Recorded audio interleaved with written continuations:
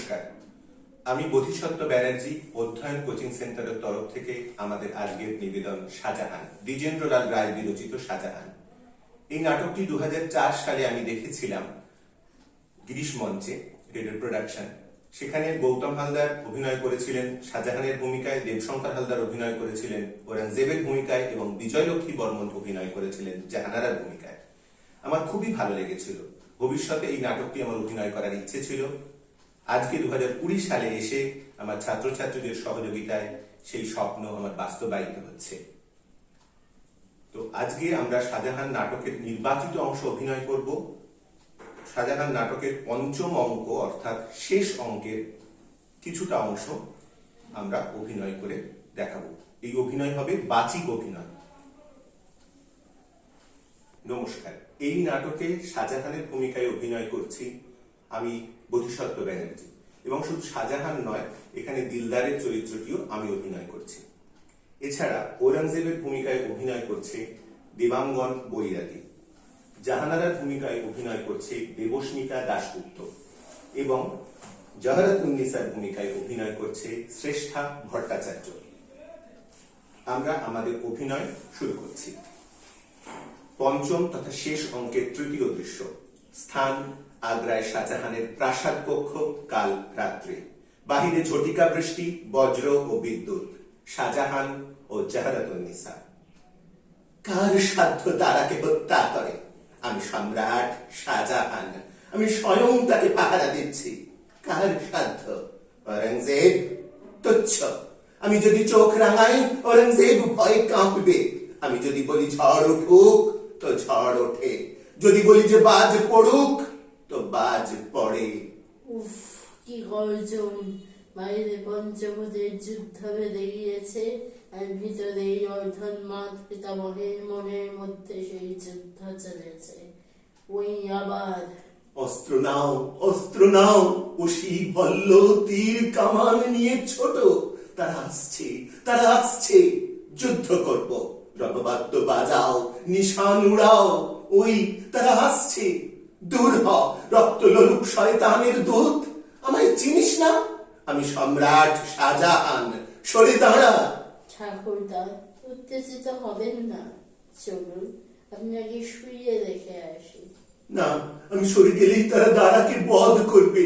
কাছে আসিস না, খবরদার। ঠাকুরদা, কাছে আসিস না, তোদের নিঃশ্বাসে বিষ আছে। সে নিঃশ্বাস বদ্ধ জলার বাতাসের চেয়ে বিষাক্ত, পচা হাড়ের চেয়ে দুর্গন্ধ। আর এক পায়ে বসে বলছি, ঠাকুরদা, রাত্রির গভীর, শোবে না শুন। কি করুণ দৃশ্য!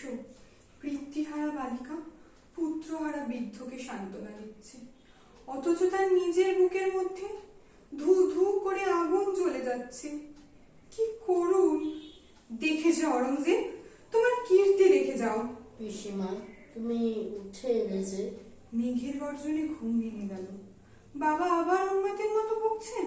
হ্যাঁ পিসিমা, ঔষধ দিয়েছ? দিয়েছি, কিন্তু এবার জ্ঞান হতে বিলম্ব হচ্ছে কেন জানি না। কে করলে, কে করলে? কি ঠাকুরদা? মেরেছে, মেরেছে। ওই রক্ত ছুটে বেরোচ্ছে, ঘর ভেসে গেল। দেখি এখনো গরম, ধোঁয়া উঠছে। বাবা, এত রাত্রি হয়েছে, এখনো শোননি? ঔরঙ্গজেব, আমার পানে তাকিয়ে হাসছ, হাসছ? না দুরাত্মা, তোমায় শাস্তি দিব। দাঁড়া ঘাতক, হাত জোড় করে দাঁড়া। কি ক্ষমা চাচ্ছিস? ক্ষমা? ক্ষমা নাই। আমার পুত্র বলে ক্ষমা করব ভেবেছিস? না, তোকে তুষানলে দগ্ধ করবার আজ্ঞা দিলাম। যাও, নিয়ে যাও। বাবা, সঙ্গে যান। আসুন দাদা আমার। কি মুমতাজ, তুমি ওর হয়ে ক্ষমা চাচ্ছ? না, আমি ক্ষমা করব না। বিচার করেছি, দাদাকে মেরেছে।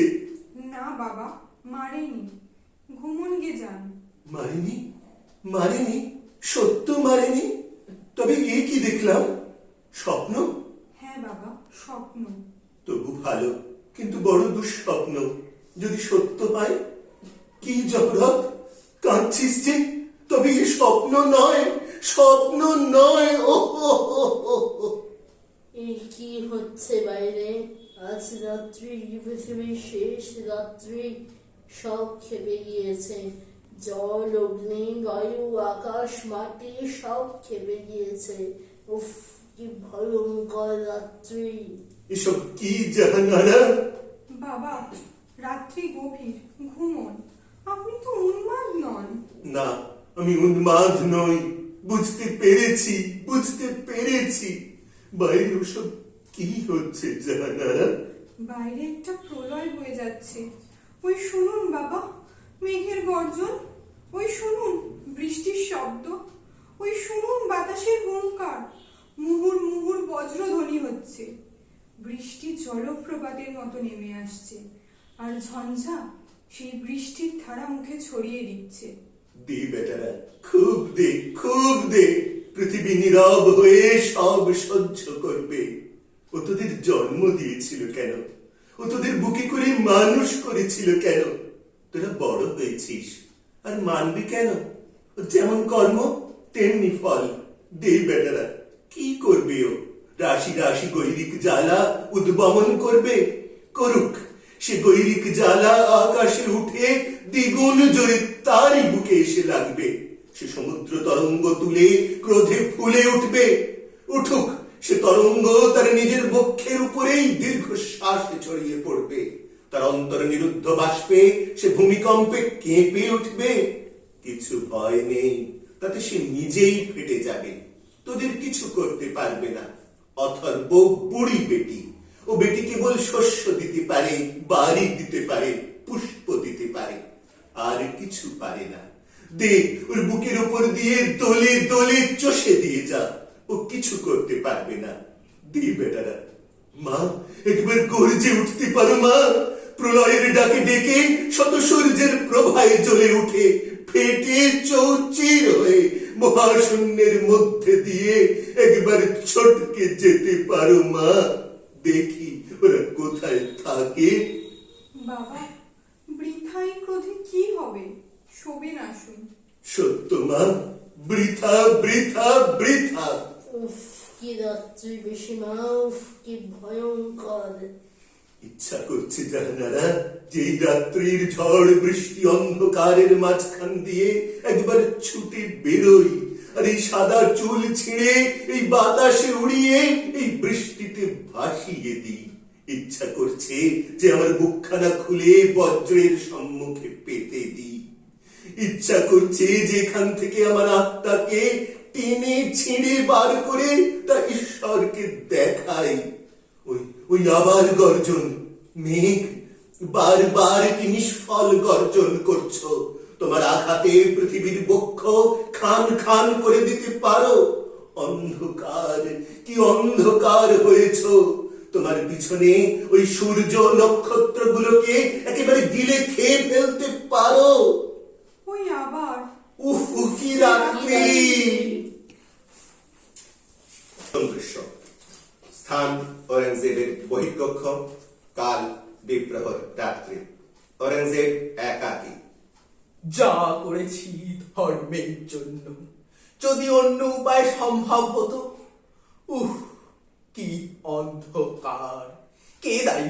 আমি? এ বিচার ও কি শব্দ? না, বাতাসের শব্দ।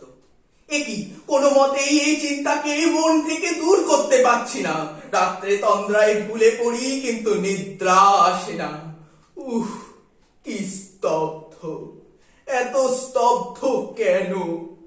ও কি আবার সেই দাঁড়ার ছিন্ন শির, সুজার রক্তাক্ত দেহ, মোরাদের কবন্ধ?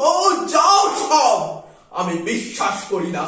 ওই তারা আবার আমায় ঘিরে নাচছে। কে তোমরা? জ্যোতির্ময় ঘুম শিখার মতো মাঝে মাঝে আমার জাগ্রত তন্দ্রায় এসে দেখা দিয়ে যাও। চলে যাও।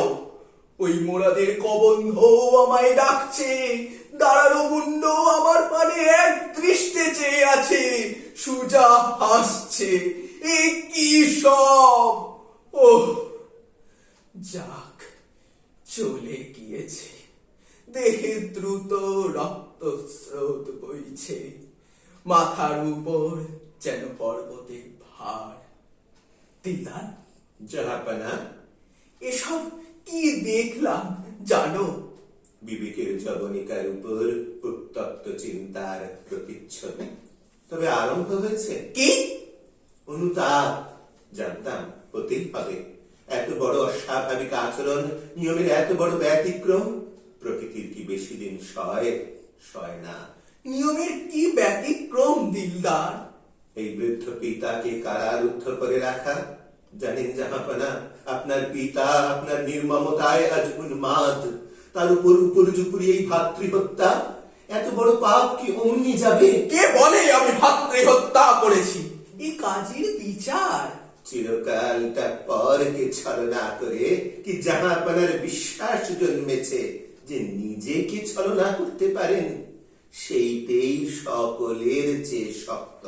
ভাইকে টুটি টিপে মেরে ফেলতে পারেন, কিন্তু বিবেককে শীঘ্র টুটি টিপে মারতে পারেন না। হাজার তার গলা চেপে ধরুন, তবু তার নিম্ন গভীর আচ্ছাদিত ভগ্নধ্বনি হৃদয়ের মধ্যে থেকে থেকে বেজে উঠবে। এখন পাপের প্রায়শ্চিত্ত করুন। যাও তুমি এখান থেকে। কে তুমি দিলদার যে ঔরঙ্গজেবকে উপদেশ দিতে এসেছো? কি আমি ঔরঙ্গজেব? আমি মির্জা মোহাম্মদ নিয়ামত খান। নিয়ামত খাঁ হাজি, এশিয়ার বিজ্ঞতম সুধী নিয়ামত খাঁ। হ্যাঁ ঔরঙ্গজেব, আমি সেই নিয়ামত খান। শোনো, আমি রাজনৈতিক অভিজ্ঞতা লাভের জন্য সেই ঘটনাক্রমে এই পারিবারিক বিগ্রহের আবর্তের মধ্যে পড়েছিলাম। সেই অভিজ্ঞতা লাভের জন্য যখন বিদুষত সেজেছি, একবার একটা সামান্য চাকুরিতেও নেমেছি, কিন্তু যে অভিজ্ঞতা নিয়ে আজ এখান থেকে বেরোচ্ছি, মনে হয় যে সেটুকু না নিয়ে গেলে ছিল ভালো। ঔরঙ্গজেব ভেবেছিল যে আমি তোমার রৌপ্যের জন্য এতদিন তোমার দাসত্ব করছিলাম। বিদ্যার এখনো এতে আছে যে সে ঐশ্বর্যের মস্তকে পদাঘাত করে। আমি চললাম সম্রাট। জানাব, না, আমায় ফেরাতে পারবে না ঔরঙ্গজেব। আমি চললাম। তবে একটা কথা বলে যাই, মনে ভাবছো যে এই জীবন সংগ্রামে তোমার জয় হয়েছে? না, এ তোমার জয় নয় ঔরঙ্গজেব, এ তোমার পরাজয়। বড় পাপের বড় শাস্তি, অধঃপতন। তুমি যত ভাবছো উঠছো, সত্য সত্য তুমি ততই পড়ছো। তারপর যখন তোমার যৌবনের নেশা ছুটে যাবে, যখন সাদা চোখে দেখবে যে নিজের আর স্বর্গের মধ্যে কি মহাব্যবধান খনন করেছ, তখন তার পানে চেয়ে তুমি শিউরে উঠবে। মনে রেখো। ষষ্ঠ দৃশ্য। স্থান আগ্রার প্রাসাদ অলিন্দ। কাল অপরাহ্ন। জাহানারা ও জহরাতুন্নিসা বসিয়া গল্প করিতেছিলেন।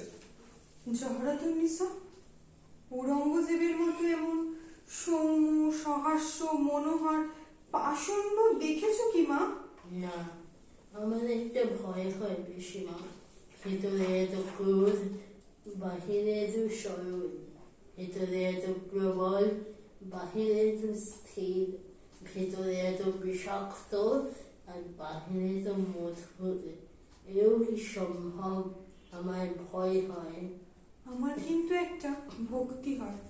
বিস্ময় নির্বাক হয়ে যায় যে মানুষ এমন হাসতে পারে, আর সঙ্গে সঙ্গে ব্যাঘ্রের লোলুপ চাহনি চাইতে পারে, এমন মৃদু কথা কইতে পারে যখন সঙ্গে সঙ্গে অন্তরে বিদ্বেষের জ্বালায় জ্বলে যাচ্ছে। ঈশ্বরের কাছে এমন হাত জোড় করতে পারে যখন ভিতরে নতুন শয়তানি মতলব কষছে।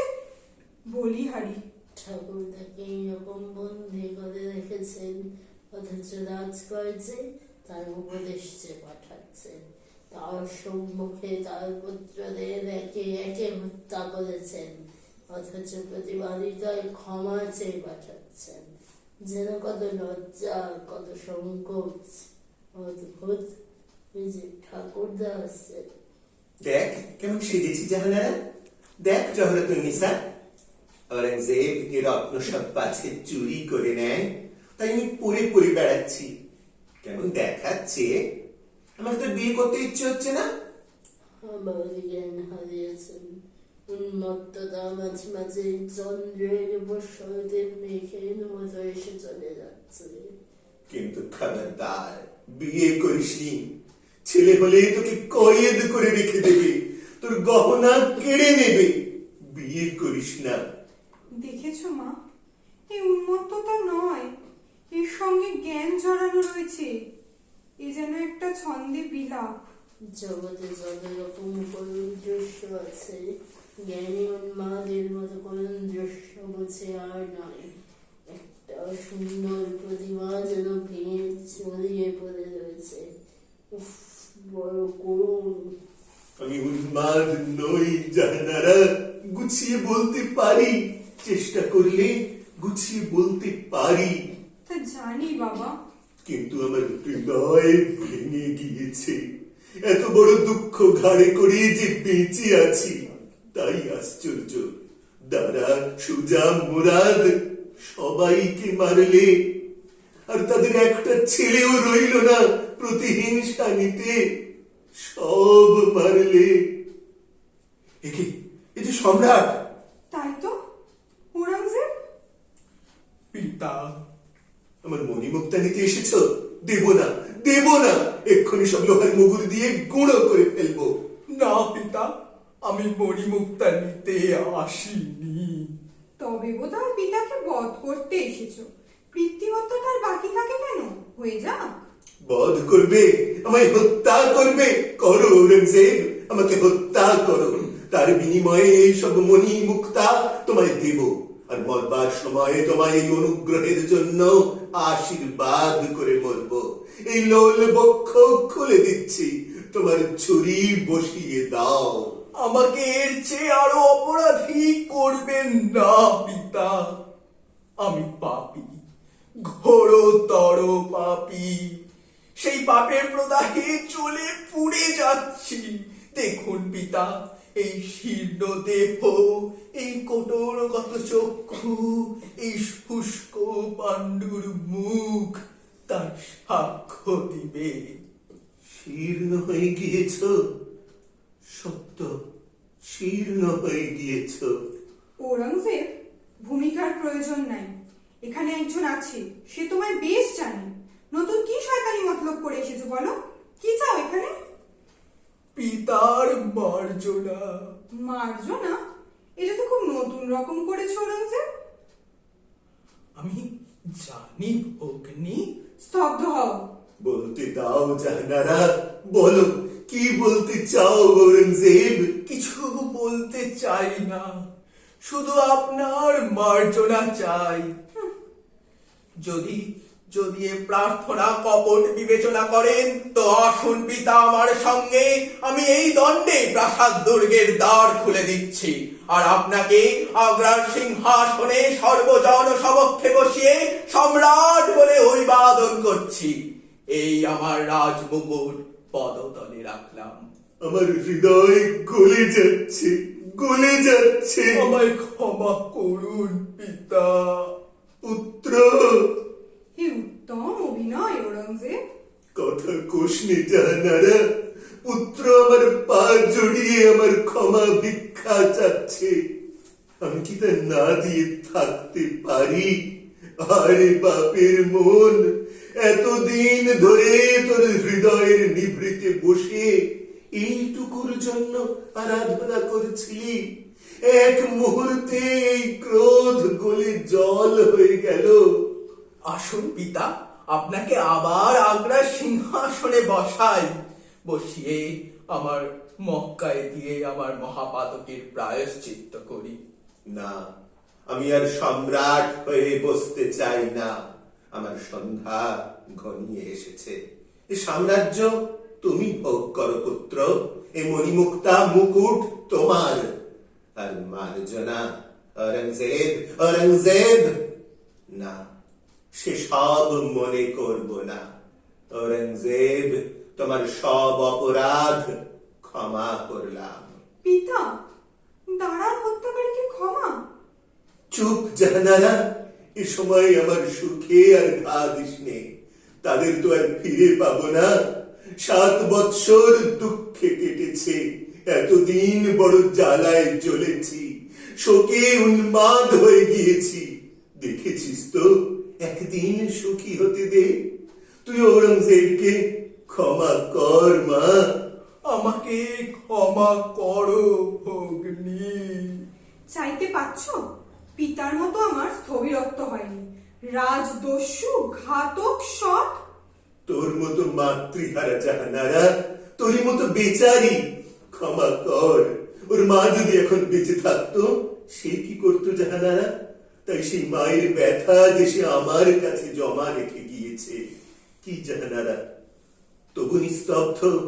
চেয়ে দেখ এই সন্ধ্যাকালে ওই যমুনার দিকে, দেখ সে কি স্বচ্ছ। চেয়ে দেখ ওই আকাশের দিকে, দেখ সে কি গাঢ়। চেয়ে দেখ ওই কুঞ্জ বনের দিকে, দেখ সে কি সুন্দর। আর চেয়ে দেখ ওই প্রস্তরীভূত প্রেমাশ্রু, ওই অনন্ত আক্ষেপের আপ্লুত বিয়োগের অমর কাহিনী, ওই স্থির মৌন নিষ্কলঙ্ক শুভ্র মন্দির, ওই তাজমহলের দিকে চেয়ে দেখ, সে কি করুণ। তাদের দিকে চেয়ে ঔরঙ্গজেবকে ক্ষমা কর, আর ভাবতে চেষ্টা কর যে সংসারকে যত খারাপ ভাবিস, সে তত খারাপ নয় জাহানারা। ঔরঙ্গজেব, এখানে তোমার জয় সম্পূর্ণ হলো। ঔরঙ্গজেব, আমার এই জীর্ণ মুমূর্ষ পিতার অনুরোধে আমি তোমায় ক্ষমা করলাম। কিন্তু আমি ক্ষমা করি নাই ঘাতক। পৃথিবী শুদ্ধ যদি তোমায় ক্ষমা করে, আমি করব না। আমি তোমায় অভিশাপ দিচ্ছি, ক্রুদ্ধ ভনের ঋষিমণির শ্বাসে আমি তোমায় অভিশাপ দিচ্ছি। সেই অভিশাপের ভৈরব ছায়া যেন একটা আতঙ্কের মতো তোমার আহারে বিহারে তোমার পিছনে পিছনে ফেরে। নির্যার সেই অভিশাপের পর্বত ভার যেন তোমার বক্ষে চেপে ধরে। এই অভিশাপের বিকট ধ্বনি যেন তোমার সকল বিজয় বাদ্যে বেসুরে বেজে ওঠে। তুমি আমার পিতাকে হত্যা করে যে সাম্রাজ্য অধিকার করেছ, আমি অভিশাপ দিই যেন তুমি দীর্ঘকাল বাঁচো আর সেই সাম্রাজ্য ভোগ করো। যেন সেই সাম্রাজ্য তোমার কাল স্বরূপ হয়, যেন সে পাপ থেকে কেবল গাঢ় ভেতর পাবে তোমায় নিক্ষেপ করে, যাতে মরবার সময় তোমার ওই উত্তপ্ত লড়াকে ঈশ্বরের করুণার এক কণাও না পাও।